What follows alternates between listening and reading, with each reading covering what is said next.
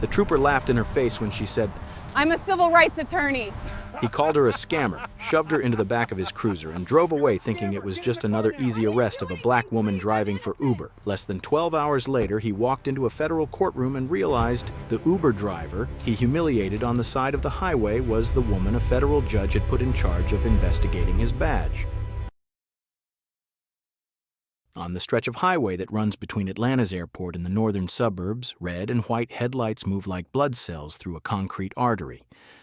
At 11:42 p.m., a black Toyota Camry with a cracked Uber decal in the windshield is one of thousands of cars in the flow. Inside, Alyssa Ailey Parker flexes her fingers around the steering wheel and forces herself to breathe in for 4, out for 4, the way her therapist taught her. Her Uber app glows in the dash mount, a soft rectangle of blue and white. 5-star rating, 4.97. Trips this week, 47. Extra income to chip away at the student loans that still cling to her 30s like burrs. On the back seat, a faded pink car seat is buckled in tight, empty tonight. A laminated school art project, her daughter's crooked paper sun, peeks out from a pocket on the passenger side door. No kids in the car, not while she's running nights, but evidence of her life is everywhere. Next right, the navigation voice says. Exit in 1 mile. Her passenger in the back, a white man in a navy travel blazer with a rolling suitcase, clears his throat. Long night? He asks, watching the city lights slide by. Long month, Ollie says lightly, but we're almost there. Appreciate you picking me up so late, he says. Company's too cheap for a car service. Story of my life, she answers, and it's true in more ways than he'll ever know. She doesn't tell him that 12 hours ago she was in a very different building, wearing a fitted navy suit instead of jeans and a hoodie, standing at the head of a long conference table at the federal courthouse. She doesn't tell him about the PowerPoint slides showing bar graphs and heat maps of traffic stops around Atlanta, which officers stop which drivers, on which roads, at which times, with which outcomes. She doesn't mention the title the federal judge used when he addressed her. Ms. Parker, as lead civil rights counsel for the court-appointed monitoring team, your analysis is central to this court's oversight. She just says, I moonlight. A lot of us do, the man says, misreading the meaning entirely. Gig economy, right? She smiles at the windshield. Something like that. Up ahead, the green exit sign for Brookhaven Commons glows against the dark, promising manicured lawns and gated communities. The passenger's destination. In her rearview mirror, Ollie sees it, a pair of headlights tucked into the left lane, gaining, then sitting. The shape behind the glare is unmistakable. Low, square, with a light bar on top. Georgia State Patrol. Her shoulders tighten automatically. Habits learned over a lifetime. 9 and 3 on the wheel. Keep the speed exactly at the limit. Signal. Don't change lanes suddenly. Don't give them a reason. The trooper car slips into the right lane behind her, close enough that she can't see the license plate anymore, only the grille and the faint silhouette of the push bumper. Her heart rate ticks up. Everything okay? The passenger asks. Probably just headed to the same exit, Allie lies. We're fine. The exit ramp approaches, she signals and moves over, the patrol car glued to her bumper. The instant they're on the ramp, the night erupts in blue. The patrol car's light bar explodes to life, flooding the concrete with spinning color. The siren chirps once, a sharp yelp that feels like a hand on the back of her neck. The man in the back says, sitting forward. Is this about me? It's fine, Ollie says, and her voice is calm because she has made it calm. I'm going to pull over. She eases the Camry onto the narrow shoulder at the edge of the ramp, tires crunching gravel, hazard lights clicking in a steady, nervous heartbeat. 9 and 3, windows down, dome light on. She kills the engine. Hands where he can see them, she murmurs, more to herself than to her passenger. Don't reach for anything until he asks. The trooper door opens behind them with a heavy mechanical thunk.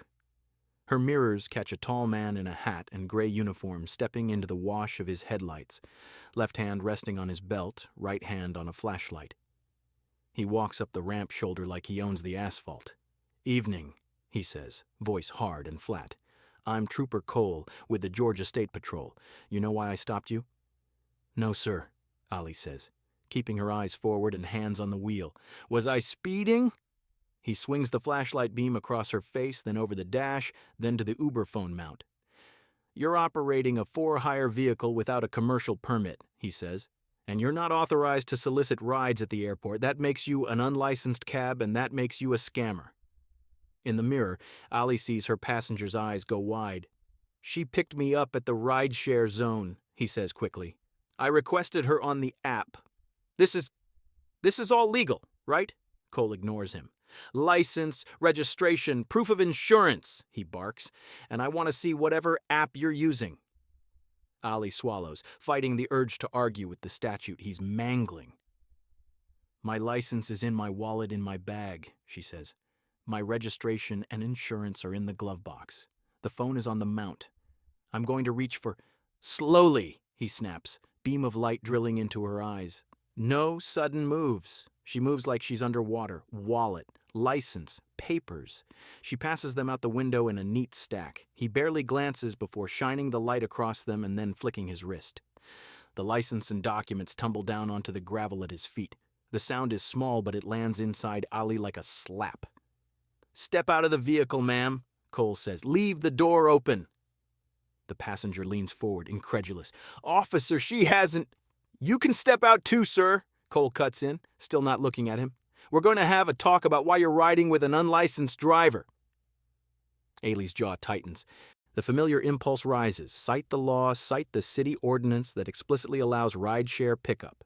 Cite the memo she herself wrote for the monitoring team on how vague enforcement of unlicensed cab statutes can become a tool for profiling. Instead, she says, "Yes, sir," and opens the door. The night air is cold on her face as she steps onto the grid of the shoulder, hands visible, body angled away from him, exactly as the training videos say.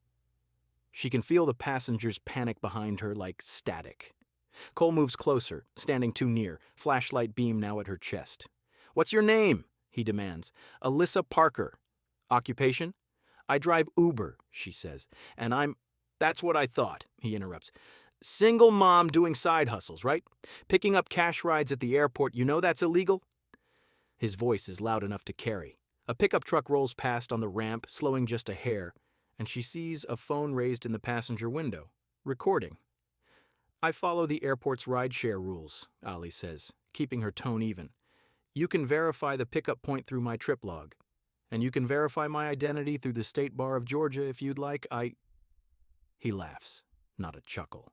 A full, disbelieving laugh that slices through the night.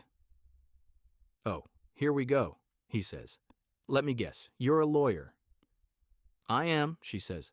"Ma'am, I've been on this job 15 years, he says, leaning in. His breath smells like burnt coffee. "Everybody on this ramp is a lawyer, a doctor, or an undercover FBI agent the second the blue lights come on. You're operating an unlicensed taxi. You're scamming travelers. That's all I need." A second patrol car pulls up behind his, lights washing the concrete in more frantic blue.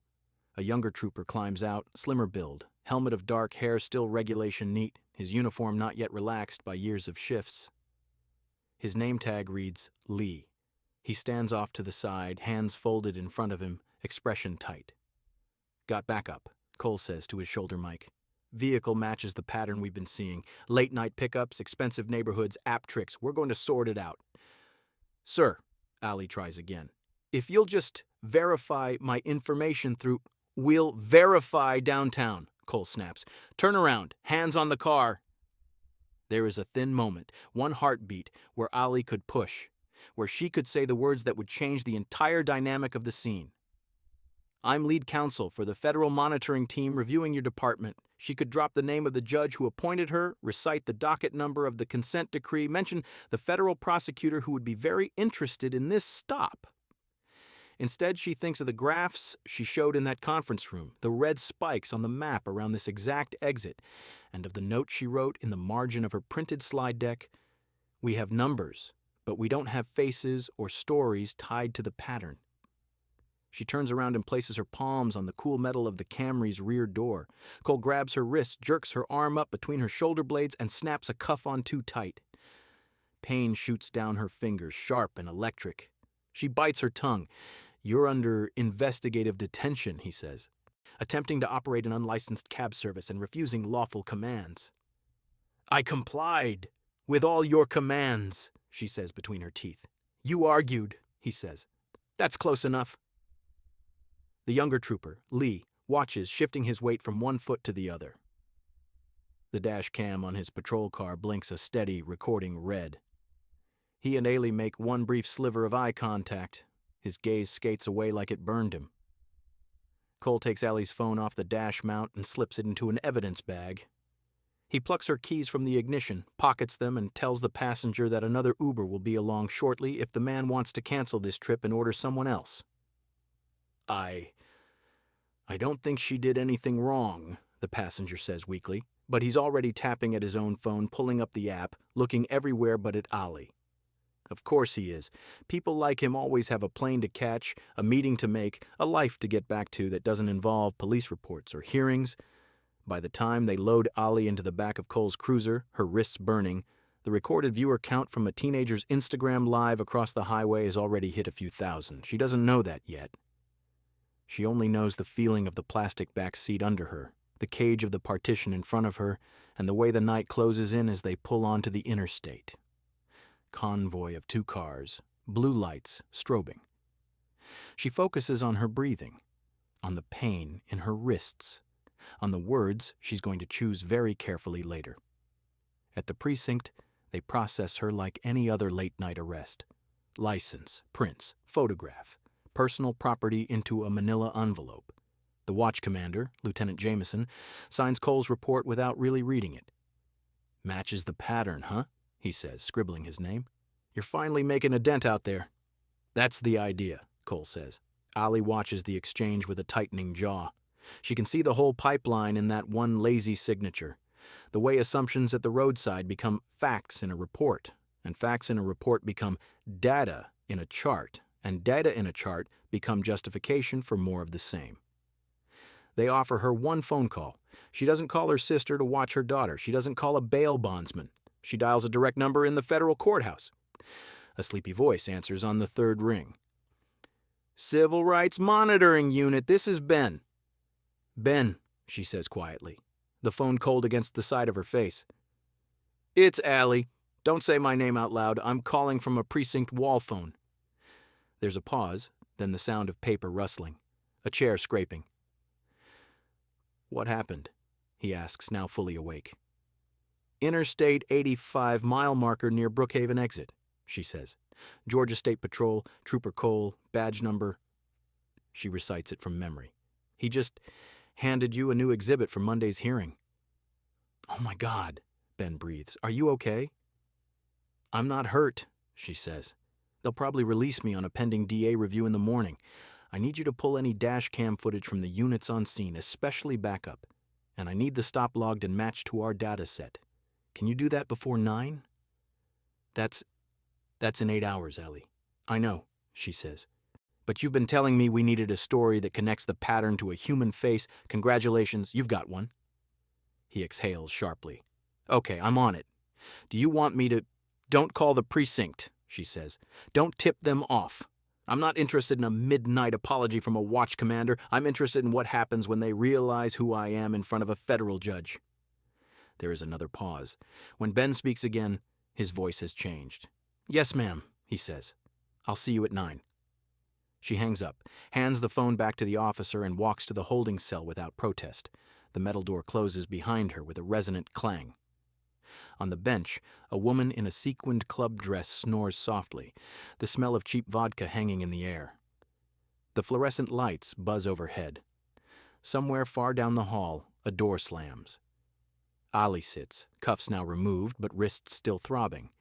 She leans her head back against the cool concrete and, for the first time since the blue lights lit up her rearview mirror, lets herself feel the anger.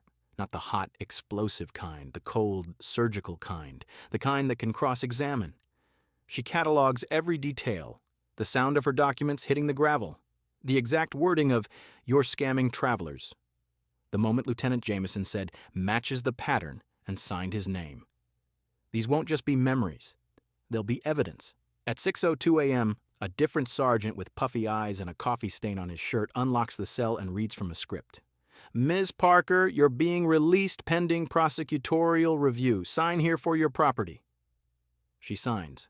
The manila envelope is slid across the counter. Phone, wallet, keys, dignity in crumpled pieces. Outside, the morning is cold and pale, the sky a washed-out gray-blue. Her Camry sits in the back lot, dusted with dew, inventory chalk marks on the tires. The new scratches on the rear door glare at her, raw lines in the paint where the handcuffs scraped as Cole slammed her into the metal. She takes a picture. 2 pictures. 3. Evidence. The drive home along I-85 feels eerily like the drive that led to her arrest, but the traffic is heavier now, full of commuters and early flights.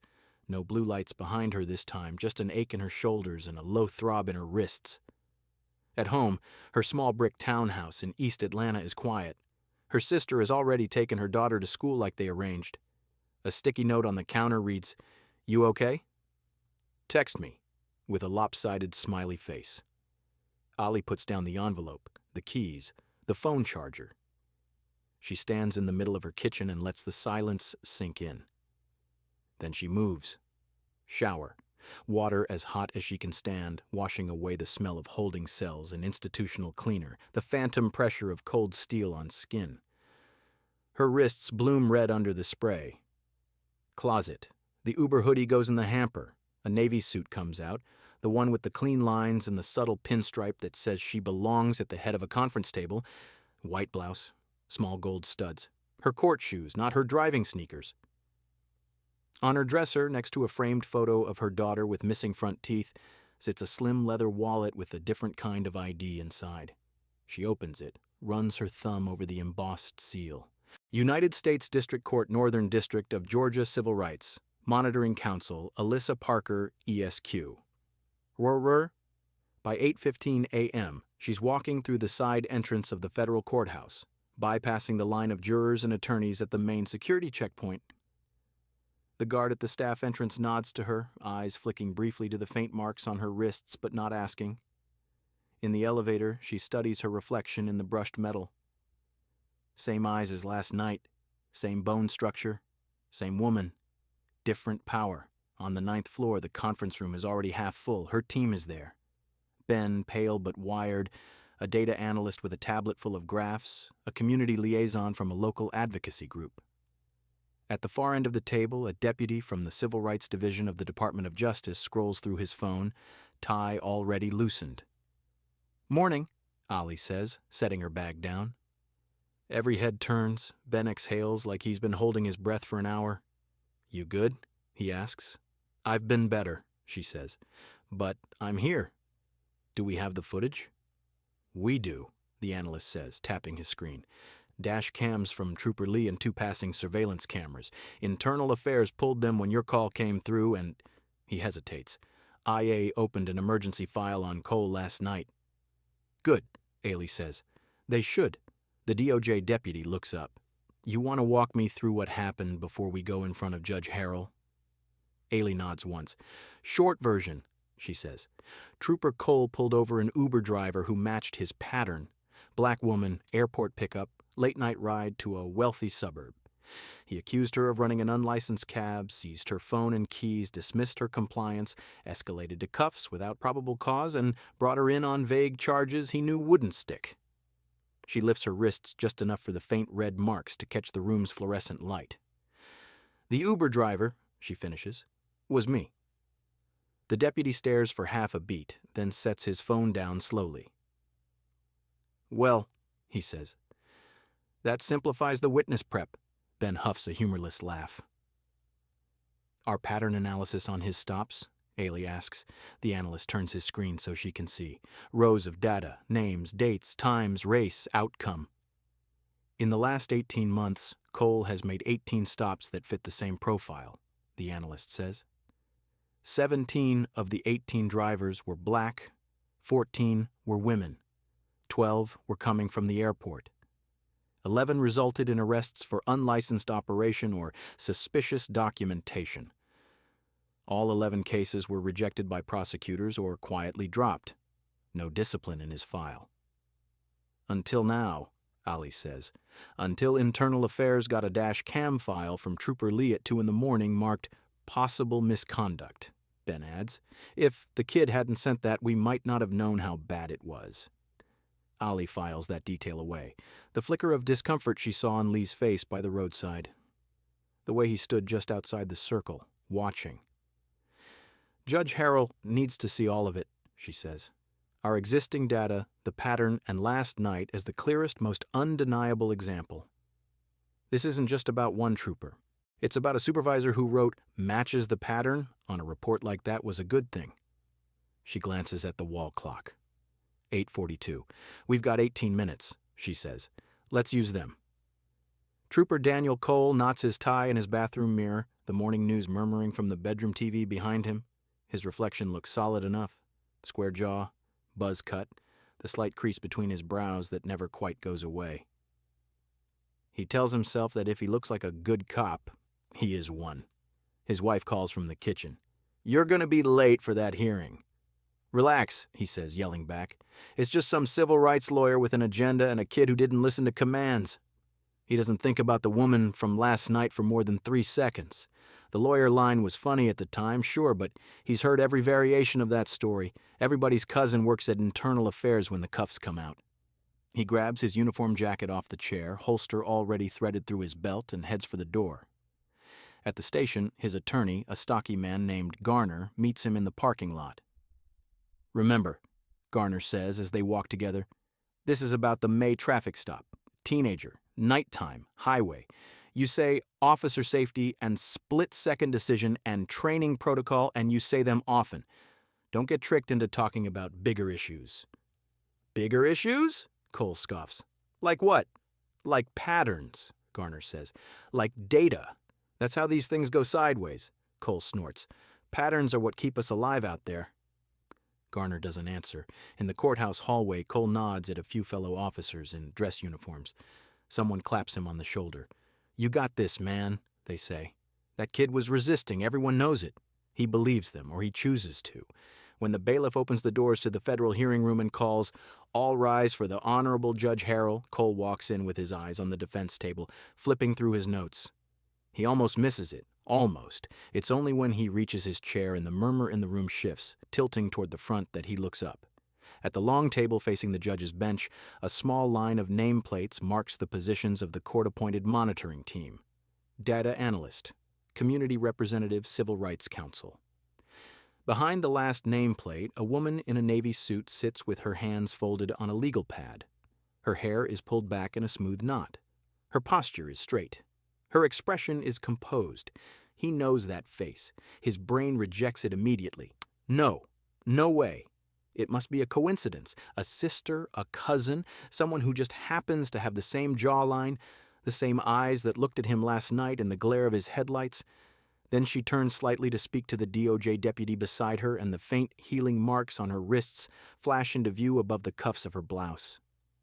The folder in Cole's hand slips. It hits the table with a smack loud enough that the bailiff and half the gallery glance his way. His heart slams once, hard enough that he can hear it in his ears. Garner leans in. You okay? Cole swallows. His mouth is dry as cotton. That's her, he whispers hoarsely. That's the woman from last night, the cab driver. She is the lead civil rights counsel for the monitoring team, Garner finishes softly, eyes sharpening as he follows Cole's line of sight. You didn't think to mention that before you cuffed her on the side of the highway? How was I supposed to know? Cole hisses. She said she was a lawyer. They all say that. Garner closes his eyes briefly, the way a man does when he's bracing for an impact he can't stop. Sit up straight, he says. Don't say another word unless I tell you to. Judge Harrell takes the bench. Everyone rises. Arrests and lawsuits and reputations hang invisible in the air like static. Be seated, the judge says. We are here today for a progress hearing on the consent decree regarding traffic enforcement practices of the Georgia State Patrol in the Atlanta metropolitan area. His gaze glides over the room, pausing briefly on the row of brass from the patrol's leadership. Captain, Major, the Colonel himself. They are all here because they have to be.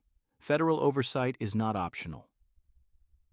Ms. Parker, the judge says, as lead counsel for the monitoring team, you may begin.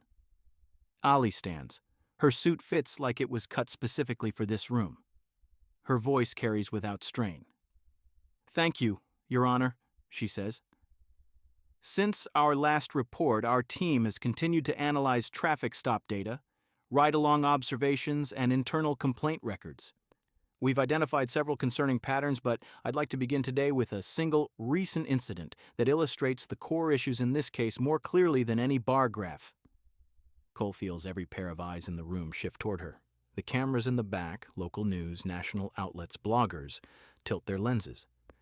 Last night, Ali continues, at approximately 11:43 p.m., I was driving home from this courthouse after a long day of meetings regarding this very consent decree.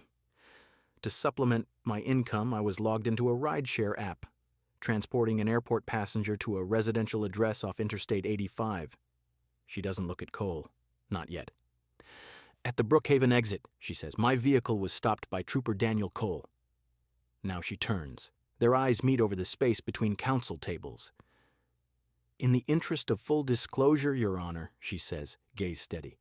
I was the driver. I was also the subject of the stop, and I was arrested. A ripple runs through the room.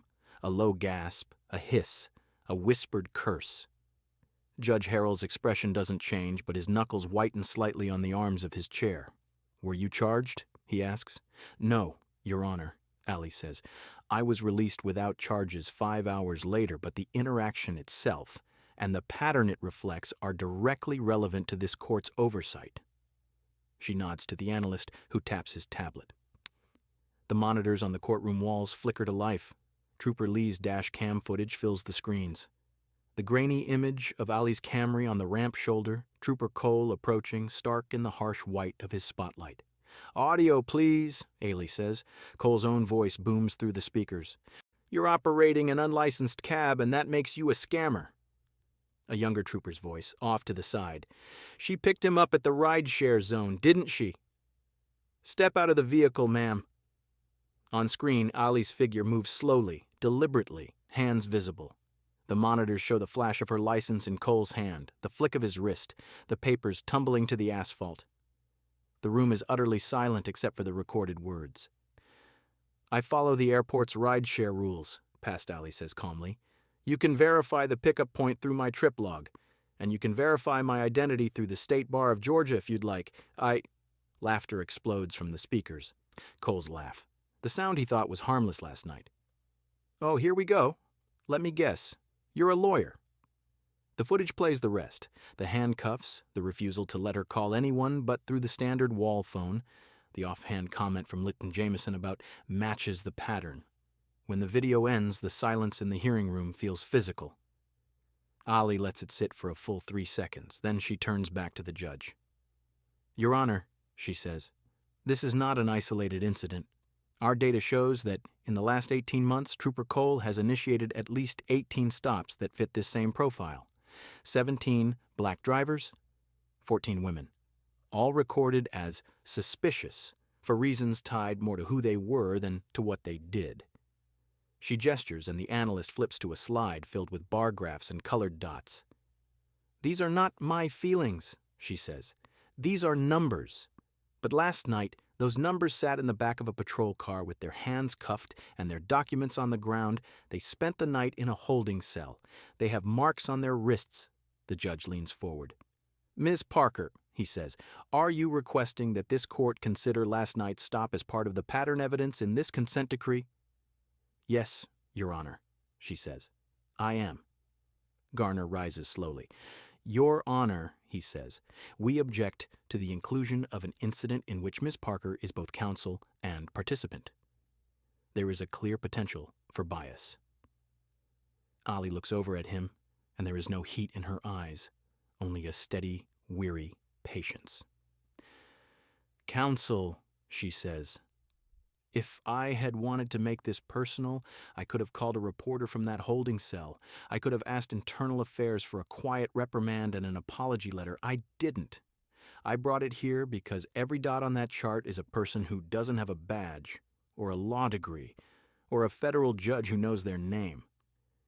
If this system can do this to me, imagine what it does to them. Judge Harrell raises a hand. Objection is noted, he says, and overruled. The evidence will be considered not because Ms. Parker was involved, but because it is relevant to the pattern this court is charged with addressing. He looks at Cole now, really looks at him. Trooper Cole, he says, do you wish to respond to the video we just saw?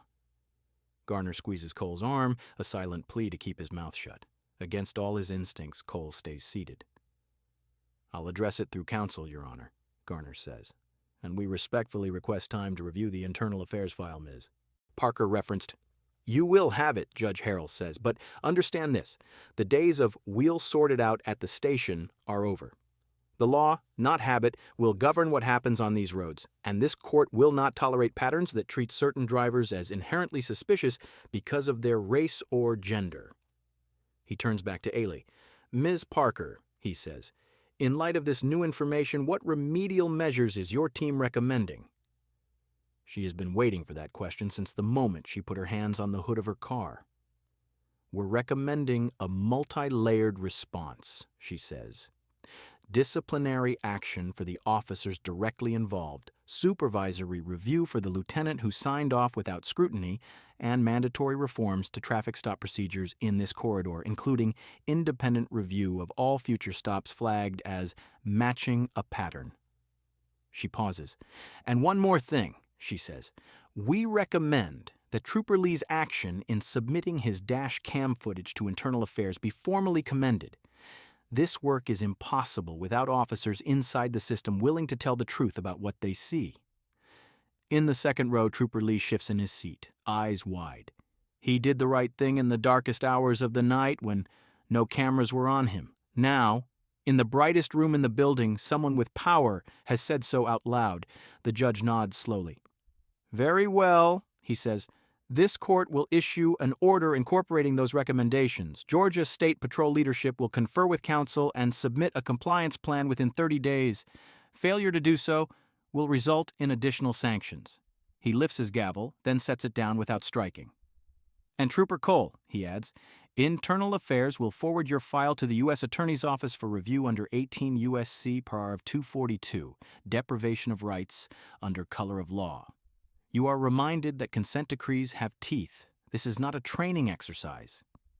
The gavel falls, a sharp crack that echoes in every chest in the room. Outside the courthouse, the air is brighter than when Ollie walked in. News vans line the curb. Microphones sprout like weeds at the base of the courthouse steps. She steps up to a cluster of reporters with Ben at her side and Trooper Lee hovering awkwardly a few feet behind, his hat in his hands. Ms. Parker, how does it feel to be profiled by an officer while you're overseeing reforms on that very department? Someone shouts. Ollie takes a breath. It feels exactly like it feels for anybody else, she says. Humiliating, infuriating, scary. The difference is that I have access to a courtroom and a microphone. Most people don't. Is this about revenge? Another reporter asks. You now have power over the man who cuffed you. No, Ollie says, and her answer is immediate. If this were about revenge, I'd be pushing for one man to lose his job and calling it a day. I'm pushing for changes that will outlive all of us. This isn't about one bad night or one bad officer. It's about a system that rewarded him when he wrote, matches the pattern on a report like that was a badge of honor. She glances back at Lee. It's also about people inside that system choosing to do the right thing when it's hard, she says. Officer Lee saw something wrong and documented it. That's not betrayal. That's integrity. Lee looks like he wants to disappear and stand taller at the same time. Do you still drive Uber? A reporter asks, half as a joke. Ollie smiles faintly. Some nights, she says. The loans don't pay themselves. Besides, the only way to understand a system from top to bottom is to live in it from top to bottom. 3 months later, the exit ramp at Brookhaven Commons looks the same, but the rules have changed. Every patrol car on that stretch of I-85 now runs with its dash cam policy under a new internal directive. No discretionary shutoffs, random audits by an independent reviewer, mandatory reporting of any stop that ends in arrest but begins with vague suspicion. The numbers have already started to shift, Fewer stops for matching a pattern. Fewer black women in the data columns marked arrested. On a mild evening in early fall, Ali merges onto the interstate in the same black Camry, the Uber app chiming softly with a new request. She's coming from a community forum on traffic stops, headed back toward the city, but she taps accept anyway. 10 more minutes on the road won't kill her. At the top of the ramp, she spots a patrol car on the shoulder and another sedan pulled in front of it. A black man in work coveralls stands by his hood, hands loose at his sides, while a young trooper talks to him in even tones. As she passes, Ali sees the trooper's name tag, Lee. His posture is relaxed, not aggressive. His hand rests on his belt, not his holster. The dash cam light on his cruiser blinks a steady, reassuring red. "We're just checking your taillight, sir," he's saying. "Once we're done, you'll be free to go. Do you have any questions about why I stopped you?" The driver shakes his head, wary but not panicked. Ali feels something ease in her chest. At the next light, she sees Lee glance up, recognize her car, and give the smallest of nods from where he stands. She nods back and keeps driving. Her passenger in the back, this time a sleepy nurse gossiping about hospital shifts, doesn't notice the exchange. The city lights loom ahead, warm and familiar. "Crazy out here at night?" the nurse asks. "Sometimes," Ailey says, "but we're working on it." "Who's we?" the nurse asks, curious. Ailey thinks of Judge Harrell's courtroom, of the data analyst with his charts, of Ben hunched over footage at 3 a.m. She thinks of internal affairs investigators who finally have teeth, of community advocates reading monthly stop reports, of rookies who upload dash cam files even when it might cost them friends. She thinks of a man in gray who laughed at the word lawyer and now sits at home, off the force, reading the charging documents with his name at the top. "We," she says quietly, "is everybody who refuses to accept that this is just how things are." The nurse nods slowly. "Hope y'all win," she says. "So do I," Ailey answers. As the Camry hums along the highway, the old anger is still there, coiled and ready. But it has been joined by something else, something steadier. An understanding that accountability is not a single dramatic moment in a courtroom, but 1,000 small choices made every day by judges and officers and drivers and voters. The system that humiliated her on a ramp did not fix itself overnight. It may never be perfect. But somewhere in Atlanta, a black woman driving home from a late shift passes a patrol car and does not automatically brace for the worst. Somewhere, a rookie officer thinks twice before writing "matches the pattern," and instead writes what actually happened. Justice, Ali has learned, is not a destination, it's a direction, and tonight, at least on this stretch of road, they are finally moving the right way.